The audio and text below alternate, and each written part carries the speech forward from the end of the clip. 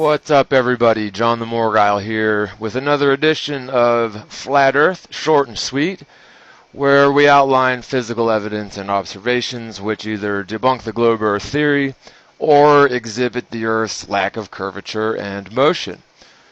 In the last section, we discussed certain lunar observations which are geometrically impossible according to the ball Earth theory.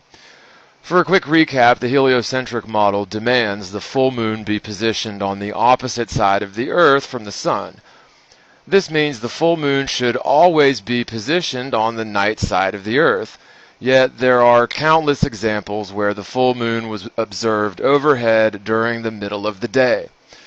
The same problem is exemplified whenever a crescent moon is observed in the middle of the night, as the crescent moon phase must be positioned on the day side of the Earth according to the geometry demanded by the ball Earth theory.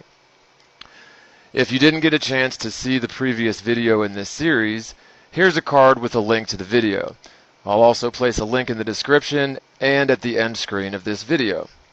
Keeping this section within a similar vein as the first, we'll review some astonishing facts surrounding solar eclipses, which fundamentally disagree with the ball Earth theory, further discrediting the standard accepted model through solar and lunar observations. Now, if we assume the Earth is a ball for argument's sake, and accept the standard explanation for solar eclipses, there are simple physical evidence and observations which categorically are incompatible with the geometry of the ball Earth theory.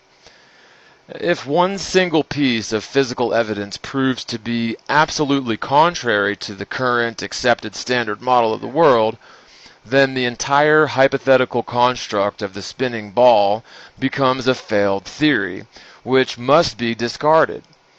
The scientific method is the most effective process to bring us closer to the truth by the process of elimination.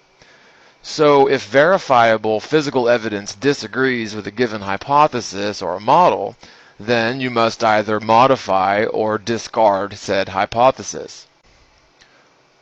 For example, it's claimed by the standard model that the moon is about 2,000 miles in diameter, positioned at an average distance of about 240,000 miles from the Earth. These values are considered as absolute, unquestionable facts, so if we find physical evidence which disagrees with these values, the rest of the ball Earth model falls apart. When you find multiple instances of such evidence or observations which simply don't jive with the standard model, the ball Earth theory is driven further into the realm of absurdity and impossibility. When you find multiple instances of such evidence or observations which don't jive with the standard model, the ball Earth theory is driven further into the realm of absurdity and impossibility. While there's plenty of physical evidence which shows the Earth to lack any and all motion, as well as the necessary curvature to result in a sphere, it is necessary to address astronomical observations which disagree with the ball Earth hypothesis. This is because many of the fundamental pillars of the ball Earth theory are founded upon astronomical observations. For one example, it's claimed that since we see round objects in the sky, the Earth must therefore be a round object in the sky. For another example, it's believed that the world spins upon its axis due to the apparent rotation of the stars around Polaris.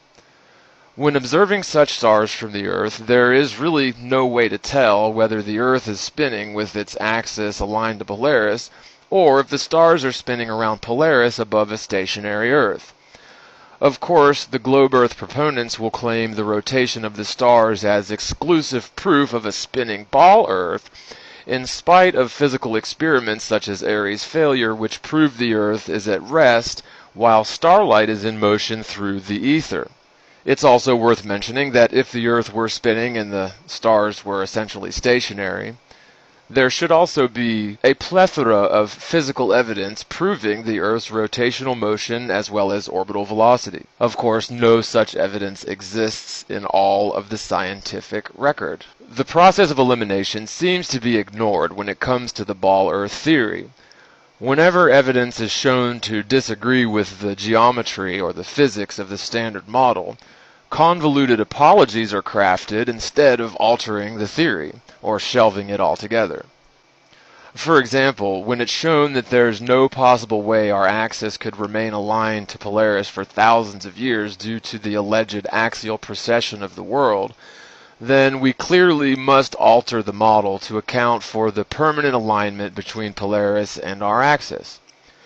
It's extremely difficult for people to come to terms with the truth about our natural world being fixed and flat, not because of any evidence that proves curvature or mind-boggling velocities demanded by the globe theory, but instead due to a lifetime of programming through the educational system, the mass media, pop culture, and governmental psyops such as NASA. The best way to overcome the unshakable belief in the ball Earth is to continue showing verifiable evidence which refutes the theory. So, solar eclipses, as mentioned, entail several attributes which are incompatible with the geometry of the ball Earth. The single biggest problem with solar eclipses is the fact that the shadow of the moon cast upon the Earth is usually around 50 to 100 miles in diameter, although it fluctuates depending on the eclipse. Such a shadow simply could not be cast by an object with a diameter of 2,000 miles, positioned some 240,000 miles away from the Earth. Anyone can verify that if you have a single light source which is obscured by a single object, the shadow cast by said object will either be of a similar angular size or larger than the object obstructing the light source. This is not a theory or a claim, but a basic fact of light and shadow. Anyone can run a test to demonstrate and verify this fact as it applies to all opaque objects in nature. Except for the ball Earth and Moon, of course. They're given a pass on this immutable law of physics, as the shadow cast by the Moon during a solar eclipse is usually 50 to 100 miles in diameter, and in several cases the shadow cast by the Moon has been much, much smaller, as little as 2 or 3 miles in diameter. Again, the diameter of the Moon's shadow should either stay the same angular size or increase angular size proportionally with distance from the Moon. It certainly shouldn't taper off into a point that's convenient for the globe Earth theory, but has never been demonstrated in reality, of course. This claim can be proven by anyone who cares to spend just a bit of time with a flashlight, a tennis ball, and a wall.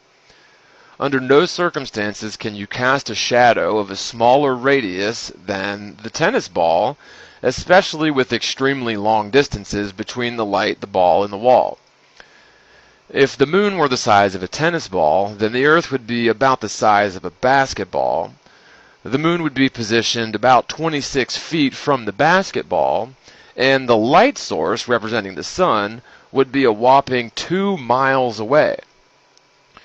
If you could possibly get the conditions and alignments right to successfully complete such a test, it goes without saying that the tennis ball shadow would be at least the diameter of the tennis ball, certainly not a few millimeters in diameter as purported by the globe Earth model.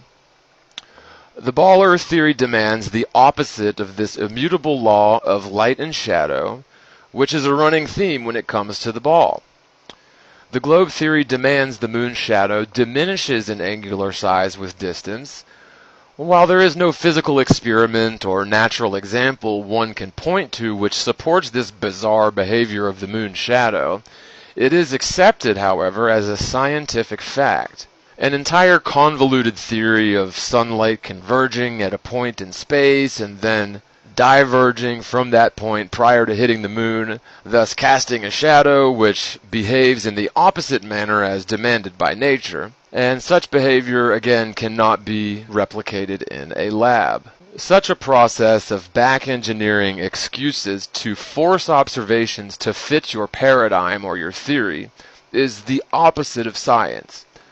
All celestial observations and tests begin with the axiom that the world must be a spinning ball flying around in space, regardless of any contrary evidence which presents itself. The astonishing fact involving the moon's shadow being way too small for the standard model is a prime example of this willful ignorance and never-ending apologetics on the part of theoretical physics and astronomy. This is not to say that all astronomers in the world are actively deceiving us. The truth is quite the contrary. In truth, every person on the world was indoctrinated into the belief that the Earth is a spinning ball when we were very young. It is taken for granted as an unquestionable fact, which results in ridicule of anyone merely questioning the validity of this belief in a spherical, orbiting world.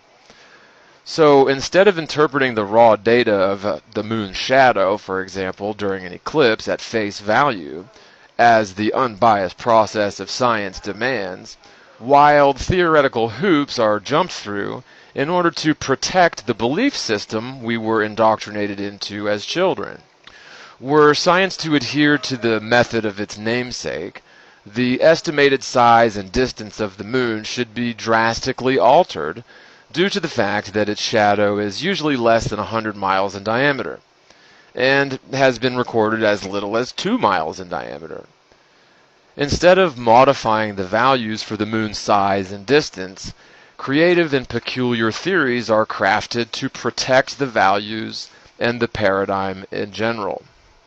When the shadow of the moon strikes the Earth during an eclipse, it's absolutely unique in the sense that it is the only type of event where physical evidence is readily available for direct measurement of a celestial object's size. We know exactly how large the shadow of the moon is on a given eclipse. Since the diameter of the moon's shadow will vary from one eclipse to another, we can assume for one possibility that the relative distance between the sun and the moon and the Earth varies.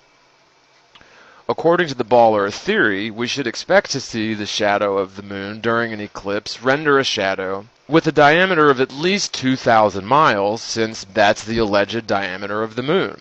It would actually be more likely to expect a much larger diameter shadow due to the alleged distance between the sun, the moon, and the Earth. Go into a dark room with a flashlight and cast shadows with a given object, varying the distance between the light source, the obstructing object, and the wall upon which the shadow will fall. You'll find that it's rare to see the diameter of the shadow match that of the obstructing object. In other words, the angular size of the shadow typically will increase with distance from the obstructing object, and in most cases the shadow will be much larger than the obstructing object. Never will you create a combination of distances which cause the shadow of the obstructing object to be smaller than that of the obstructing object.